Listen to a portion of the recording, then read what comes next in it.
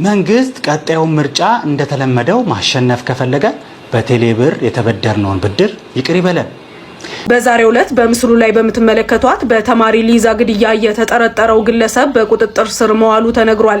ወይ አዶናይማ ልሽው አንድ ቀጠን ያለ መልሰን የመለሰልኝ ዮኒ ማኛን ለምን አቀረብከው? ያ አም ሬዲ ሙስዬ ያ አዶናይማ ዮኒ ማኛ ለምን ቀረበ? እኔ እኮ የሶሻል ሚዲያ ንጉስ ነኝ።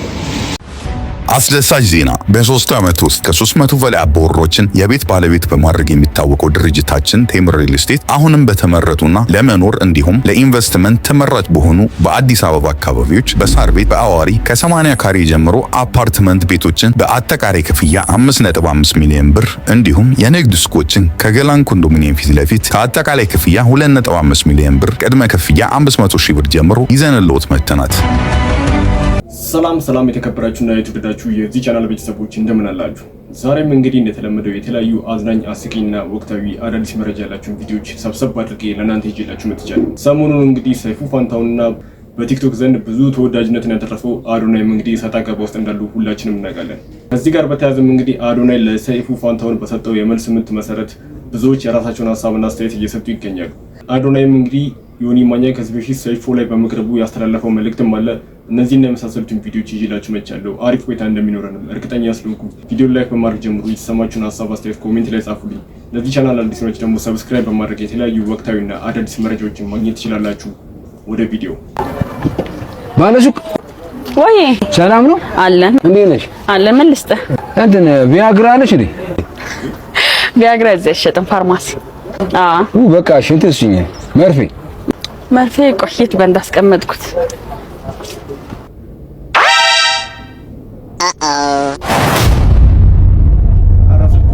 ሄደ እንዴ? አባት ስልክህን ኖ የኔ አይደለም።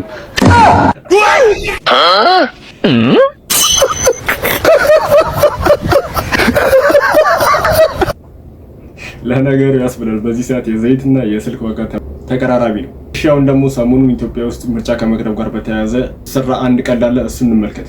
መንግስት ቀጣዩን ምርጫ እንደተለመደው ማሸነፍ ከፈለገ በቴሌብር የተበደርነውን ብድር ይቅር ይበለን። ይቅርታ አጥፍተናል። ከመበደራችን በፊት ብዙ መጠጣት አልነበረብንም። በልበል ያለኝ ጓደኛዬ ነው 1000 ዓመት አይኖርም ብሎ 1000 ብር እንድበደር ያሰመጠኝ የሚሉ መሰል የተበዳሪ ድምጾች እየተሰሙ ሲሆን መንግስት ድምጻቸውን ከሰማ ይስማ፣ አለበለዚያ እየመጡ ነው። የምር እኔም በዚህ ሀሳብ እስማማለሁ። ይህንን ብድር ይቅር ካለን እኔም ለመምረጥ ዝግጁ ነኝ። አሁን ደግሞ ኢትዮጵያ ውስጥ ከ150 በላይ ፍቅረኞች የነበሩትን ግለሰብ ታሪክ ተመልክተን እንመለስ። እንትን ንስሐ መግባት ፈልጋለሁ በህይወቴ ማለት ነው። አሁን እዚህ ላይ ብነግርህም እንትን ማትለው ከ150 ምናምን ሴቶች በላይ ምናምን በእንትን በኖርማል አውቃለሁኝ። አራታው ባንዲ ጓደኛ ምናምን ይሆነን ከ150 በላይ ማለት ነው። በቃ የሆነ በአንድ ጊዜ 5 6 7 ምናምን ይኖሩ ይነበራል። ከ150 በላይ ፍቅረኛ ነበር። 150 በላይ ከ150 በላይ ማለት በሰም አላቃቸውም። እግዚአብሔር አለ ከኤ እስከ ዜድ ነው። የሆነ ሰዓት ቁጭ ብዬ የእውነት የሆነ ሰዓት ቁጭ ብዬ የሆነ ሰዓት ላይ ማለት ነው ለማስታወስ ሞክራለሁ። እንትን እያለሁኝ እንትና አያውቁም ተይዛታቅም እጅግ ሙስሊም ክርስቲያን ጴንጤ ምናምን ከሃይማኖት የቀረኝ የለም፣ ከዘር የቀረኝ የለም። ኦሮሞ፣ ትግሬ፣ ሶማሌ ከማሊው አልቀረኝም። ማሊ የሚባል ብሔር አለ ኢትዮጵያ ውስጥ ማሊ ነው። ማሊ የምወቅሳት በዚህ ነው በአንድ ነገር። ምክንያቱም የሷ ብሆን እኔ ማለትም ንጉሷ ነበርኩኝ። እኔ ምንም አይነት ነገር አይቀየረኝም ነበር። ግን አሰብኩኝና ከዛ በኋላ እንትን ስል ተበል የሆነ ሰዓት ላይ ህይወቴ በጣም ከመስመር ወጣ። ከ150 ምናምን በላይ የሆነ ሰዓት ሴተኛ ዳሪው ላንተን ነበር። እነሱም በቆጥረለ ወደ 2000 ምናምን ይሄዳሉ።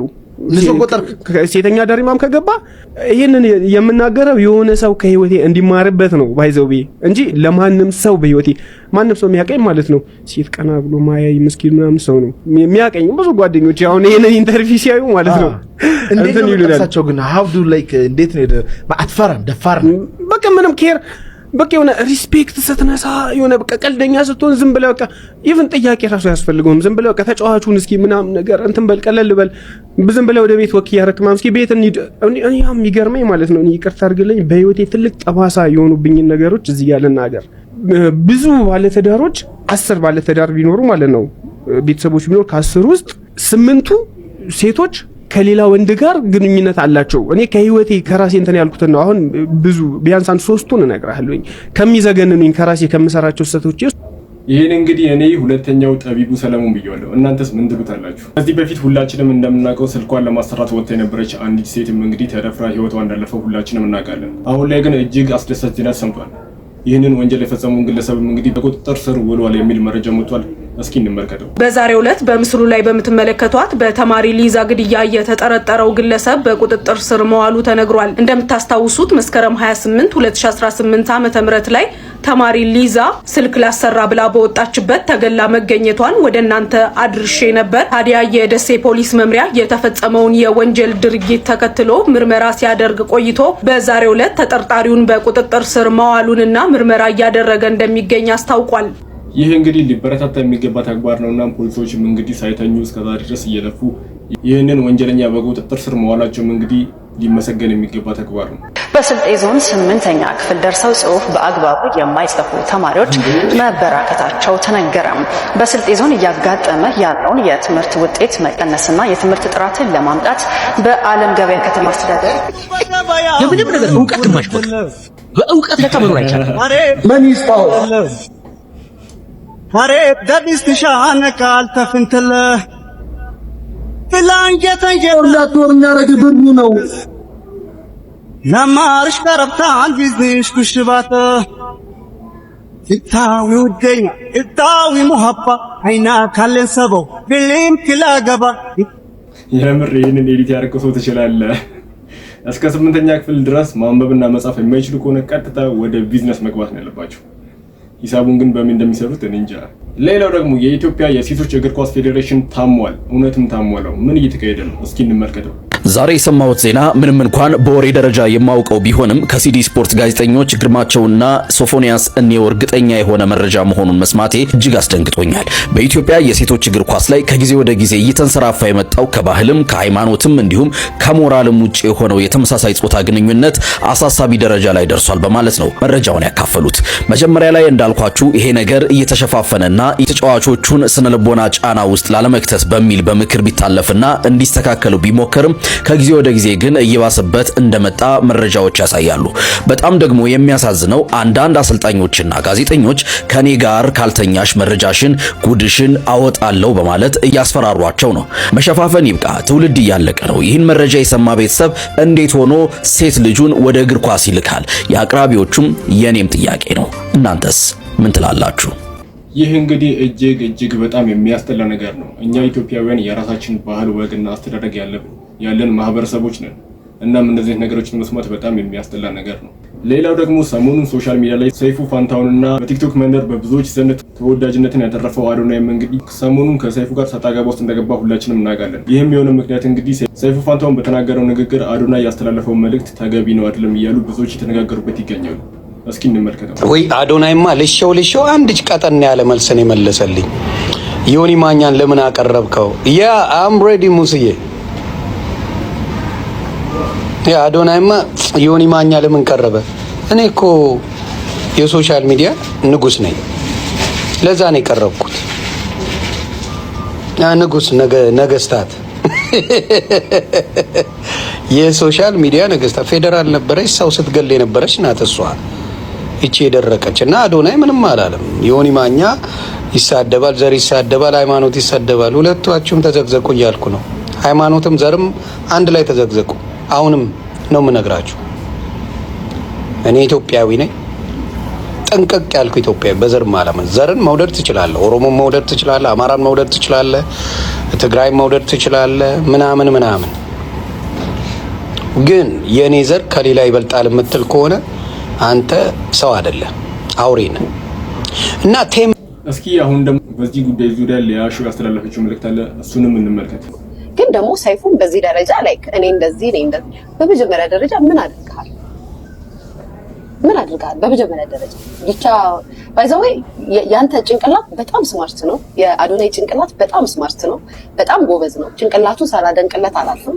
ምክንያቱም ነግሬያቸዋለሁ። የትግራይ እናት ሳትነሳ ሳትረዳ ልጆቿን ይዛ ጎዳና ላይ ሳትወጣ ቀርታ አይደለም። ባለፈው ነግሬያቸዋለሁ። የአማራ የኦሮሞ ባድ ዲቻ ጋር ሄደበትን ሪዝን አይኑ በቃ በጣም ጭንቅላታችሁን ለሚዲያ ለመጠቀም ስትጀምሩ የምትጫወቱ ጨዋታ ይሄ ነው። በቃ አለቀ። ስለዚህ ላይክ እንደ ቢግ ዲልም አይታዩም። ካለ ላይ ነው ያደረከው። ሰው በሚዲያ ታሳያለህ፣ ሜክ ታረጋለህ ምናምን ያው ላይክ ዋው ምናምን ተብሎ እንግዲህ ያው የኛ ህዝብ ትንሽ ነገር ዲኮር እንደዚህ የሆነች ነገር የታየ ነገር ስለሚወድ ካቡና እንድትበጣጠስ አደረጉ እንጂ ትላንትና እኮ እዛ ቁጭ ብለህ ሰይፉ ፋንታውን ላይ መቅረፍ ፈልጋለሁ ብለህ ስትማጸን ነበር። ዛሬ ላይ ግን ሃዩ ሆይ አድናቂ ምናምን ጎበዝ ምናምን ብራቮ ጀግና ቴዲ አፍሮና አዶናይ ምናምን ስትባል ሮፍናንን ስትተቸው አውቶቹ እኮ ምናምን ሲባል ላይክ በጣም ራስህ ጭራሽ ሰይፉ ላይ ከሰይፉ ጋር ራስህን አነጻጸርክ። እያወዳደርኳችሁ አይደለም። ሲጀመር ከሰይፉ ጋር አትወዳደርም። በመጀመሪያ ደረጃ ሪስፔክት ሰተን ያወራው ሪስፔክት ሰተን ያወራው ነገር ግን ለተሳዳቢና ለተቾች ነው አሳልፈ የሰጠው። ንግግርክ ንቀት የተሞላበት ነው። ግን አክብሬ ያለው ግን እናት እንደዚህ የሚጫወት አይነት ጨዋታ ነው የተጫወተውና በጣም ነው የሚደብረው። አዶናይ ተረጋጋ፣ በጣም ተረጋጋ። አንድ ሰው ሚዲያ ላይ ሲቀርብ ጥሩ ነገር ስለሰራ ብቻ ሳይሆን በህይወቱ በጣም ብዙ መጥፎ ነገሮችን ቢያሳልፍም እንግዲህ ለሌሎች መማሪያ ይሆናል ብሎ በማሰብ ነው ብዬ አስባለሁ። እስኪ በዚህ ጉዳይ ላይ እናንተ ሐሳብ ምንድነው? ኮሜንት ላይ አስቀምጡልኝ። አስደሳች ዜና! በ3 ዓመት ውስጥ ከ300 በላይ አባወሮችን የቤት ባለቤት በማድረግ የሚታወቀው ድርጅታችን ቴምር ሪል ስቴት አሁንም በተመረጡና ለመኖር እንዲሁም ለኢንቨስትመንት ተመራጭ በሆኑ በአዲስ አበባ አካባቢዎች በሳር ቤት፣ በአዋሪ ከ80 ካሬ ጀምሮ አፓርትመንት ቤቶችን በአጠቃላይ ክፍያ 5.5 ሚሊዮን ብር እንዲሁም የንግድ ሱቆችን ከገላን ኮንዶሚኒየም ፊት ለፊት ከአጠቃላይ ክፍያ 2.5 ሚሊዮን ብር ቅድመ ክፍያ 500 ሺህ ብር ጀምሮ ይዘንልዎት መጥተናል። በነገራችን ላይ ዶናይን እንዲመጣ ግብዣ ቀርቦለታል። መጥቶ የምረጡ እንቅስቃሴ ማድረግ ይችላል። ሴፍሻ ለምን አንተ ሾው መቅረብ እንደማልፈልግ በግልጽና በክብር ላስረዳ ፈልጋለሁ። ኢትዮጵያ ውስጥ ነው ጥሎ መነጋገር ብዙ ነገሮች ተስፋ ቆርጫለሁ። ዶክመኛል። ለምን መንጋው በሽታው ሌላ ነው፣ ለመድኃኒት ፍለጋ የሚሄደው ወደ ሌላ ነው። ህዝባችን በሽታ ኢኮኖሚያዊ፣ ፖለቲካዊ፣ ማህበራዊ እሴቶቻችን በመውደቅና በመጣላችን ምክንያት የገባችሁበት ቀውስ ነው። እናንተ መፍትሄ አካል አድርጋችሁ የወሰዳቻቸው ግለሰቦች ደግሞ ከእናንተ የባሱ ጋጠ ወጦች ናቸው። እውነቴን አዶናይ 3 ሚሊዮን ፎሎወር አለው። ምክንያታችሁ ምንድነው አይታወቅም። ሞጣ ቀራኔው ከአዶናይ በላይ እንደውም ሪፖርት እየተደረገ እየተዘጋበት ካልሆነ ወሰቀረ ኢትዮጵያ ውስጥ ሞጣ ቀራኔን የሚያክል ተከታይ የለም። በትንሹ እንደዚህ ብለን 5 ሚሊዮን እንወለው፣ የአዶናይን 3 ሚሊዮን እንወለው፣ የጂጂኪያን 2 ሚሊዮን እንወለው፣ የዳልቻ 1 ሚሊዮን እንወለው፣ የጆከርን እንወለው፣ የወይኑ ሞጋኛን እንደምረ ይሄን ስትደማምር ቢያንስ ከ13 ሚሊዮን በላይ ጋጠ ወጦችን የሚከተል መንጋ አለን ማለት ነው። ይሄ መንጋ መድኃኒት ይሆናል። አገር ምን ሲሆን ጃርት ያፈራላል። ጃርቶቹን እየተቆጠላችሁ ያላችሁ። ስለዚህ እናንተ የመፍትሄ አካል አይሆን። ለዚህ ነው ችግሮቻችን ከአመት አመት እየተባባሱ ቀውሶቻችን፣ ደም መፋሰሶቻችን፣ ጥላቾቻችን እንዲህ የሰኮር ነው የምንከተለው ጃርቶችን፣ ጉርጦች፣ እባቦችን በመሆኑ ምክንያት ነው። ደግሞ ምክንያታችሁ ሲቆፍ አዶናይን አሁን የምትከተሉት እውነቱን ለመናገር የግለሰብ አድናቂዎች ናቸው። ብልግና የምታደንቁ የምታበረታቱ ከጀርባው ትልቅ ተልእኮ ያላችሁ ሰዎች ናቸው። እናውቃለን፣ ታውቃላችሁ። አትሸፋፍነት። አይ አዶናይ ሰው ረድቷል አምናረቀ ጥጦ የሚጠባ ሕፃን ካለ ሂድና እነሱን አታለ። እሺ የምታረጓትን እያንዳንዷ ከፊት ለፊትም ከጀርባ ያለውን ተልእኮ እናውቃለን። ሰው በመርዳት ባላደራው ሞቶ እጥፍ አይበልጥም እንዴ? ሺህ እጥፍ አይበልጥም እንዴ? ማስተር አብነት ሺህ እጥፍ አይበልጥም እንዴ? ለሙንስን በቀኑ 300 ሺህ 200 ሺህ ሰው ለምን አይከተለው? ውርደታችን ውፍረታችን ለመሸፋፈን አትሞክሩ። እሺ እየተዋወቅን ለምን ሌላ ነገር እንትን ትላላችሁ? ስለዚህ ኢትዮጵያ ውስጥ የውርደቶቻችን ቋሚ ሐውልቶች ናቸው ተጽዕኖ ፈጣሪያቸው። የዚች አገር የህመማ የሞቷ የመድማታ ምክንያት የሆኑ ሰዎች የመፍትሄ አካል አድርጋችሁ ከፊት እያሰለፋችሁ ስለሆነ አገሪቱ ህመማ እየባሰ ጉስቁልና እየባሰ ይመጣል እንጂ አትድኑ። ሞጣ ቀራኔን እንደ ትልቅ ሊቅ እንደ ሞኒዮ የኒሞጋኛን እነ አዶናይን እነ ጂጂኪያን እነ ዳልቻን እነ ጆከርን ማህበራዊ አንቂ አክቲቪስት አድርጎ የወሰደ ህዝብና ትውልድ ይድናል። አረ አሁን አረገ እንደዚህ ናችሁ እና እኔ ይቁርብኝ ብዙ መናገር ደብሮኛል። እስቲ የውርደቶቻችን ቋሚ ሐውልቶች ብላችሁ እስቲ ኮሜንት ጻፉልኝ። እስቲ ሱማችን አንዳንዳችን ሱም እየጻፋችሁ ወይ ከዳልቻ ወይ ከአዶናይ ወይ ከማን እየጻፋችሁ የውርደቶቻችንና እፍረቶቻችን ቋሚ ሐውልቶች በሉ እስቲ ኮሜንት ላይ። አመሰግናችኋለሁ። ደረቆ ቆይ ልላስ ተውኝ። 8 ወር የተቃጠልኩት አለ ልላስበት 8 ወር ገና ለገና ጌታን ተቀብሏል ብለው ረግጠውኛል። 8 ወር ልላስበት እንዲ ንስሐ ገባታለሁ ልሳለሁ ንስሐ ገባለሁ። ነይ ቴምር ደረቆት ስለ አንቺ ትራኪውን ማኛ ምን አገባው? እስቲ ንገሩኝ እናንተ። እሷ ትራክ ገዛች፣ $10,000 አስቀነስኩላት። ዮኒ ማኛ ምን አገባው? በአማራነቴ ላይ አጠቁኝ። ፌዴራል ሆነች አማራን ስታስጨርሽ አልነበር እንዴ? አማራን ስታስሪ ወሸላ ስታስጎትች አልነበርሽ እንዴ? አማራነትሽ ተሰማሽ? አሁን እኔ ለአማራ ስጮ አንቺ አማራን ታስገርፊ ነበር። እኔ ለአማራ ስጮ ለአማራ ድምፅ ሲሆን አንቺ የአማራን ወሸላ እያስጎተች ታስገርፊ ነበር። ፌዴራል ነበርሽ። ኤቭሪባዲ ኖውስ። ራሷን ትናገራለች። ፌዴራል ነበረች። በወያኔ ዘመን ፌዴራል ምን እንደሚያደርግ ደግሞ እናንተ ታውቃላችሁ። ጌታ ምስክሬ።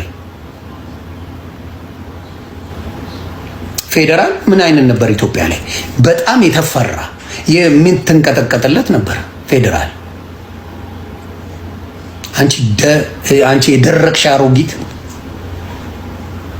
እና አሁን ትራክ እያልሽ የምታብጂው $200,000 $12,000 ገብተሻል። ነገ ደግሞ ባዶ ትገቢያለሽ።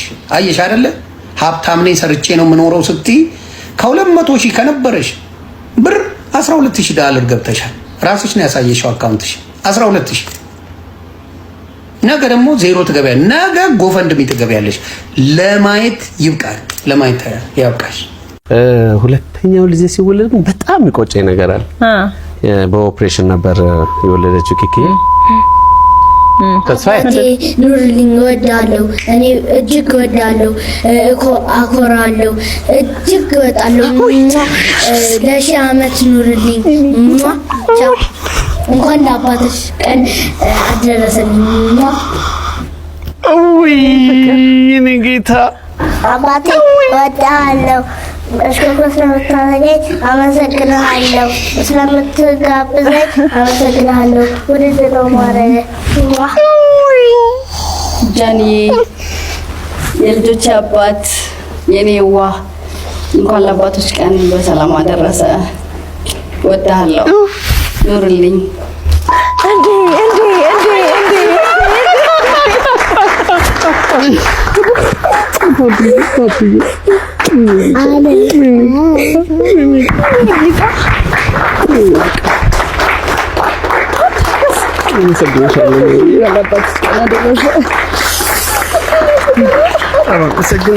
ድምፃዊ ዘቢባ ግርማ ነኝ። እንግዲህ ዛሬ እንደምታዩት ቆንጅዬ ወንድ ልጅ በሰላም ተገላግያለሁኝ።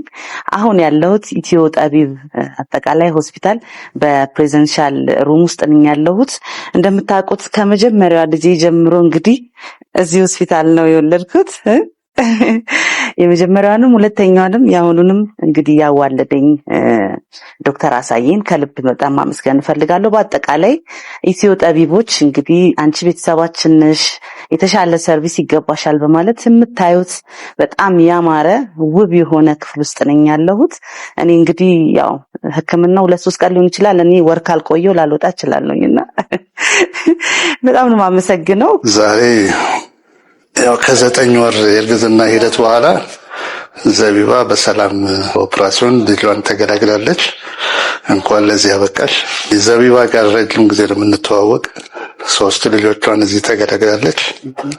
ኢትዮ ጠቢብ ሆስፒታል ያው ጥሩ የቲም አገልግሎት በማድረግ በቡድን ስራ የተሳካ ሰርጀሪ ተደርጎ ጤነኛ ወንድ ልጅ ተገላግላለች። እንኳን ደስ አለሽ። አመሰግናለሁ። ቲሙን በሙሉ እንኳን ደስ አላችሁ። ዶክተር አሳይ በጣም አመሰግናለሁ። እናቴን ነው እንደሚጤናማ አድርገህ ስላስወለድክልኝ እና በጣም ነው የማመሰግነው። እናቴን እንደዚህ ደስተኛ ስላረካት እህትም ወንድምም ስለሰጠኝ በጣም ነው የማመሰግነው።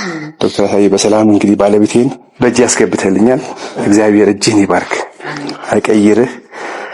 ከመጀመሪያው ጀምሮ እንግዲህ ያው በየወሩ እንገናኛለንና ያለህ ነገር ያለህ ሪስፔክት እንዳለች ነው ዘቡ የሁሉንም ዶክተሮች ተወክላለህ ብዬ አስባለሁና ኢትዮ ጠቢብን ሁላችሁም ስታፉን ደግሞ በጣም ነው የምናመሰግነው። ሁላችሁንም እግዚአብሔር ባርካችሁ እያመሰግናለሁ። ከጥበቃ ጀምሮ እስከ ሰርጂን ዶክተሮች ድረስ በጣም የሚገርም ሰርቪስ ነው ሲሰጡኝ የነበረውና ከልብ ማመስገን እፈልጋለሁኝ።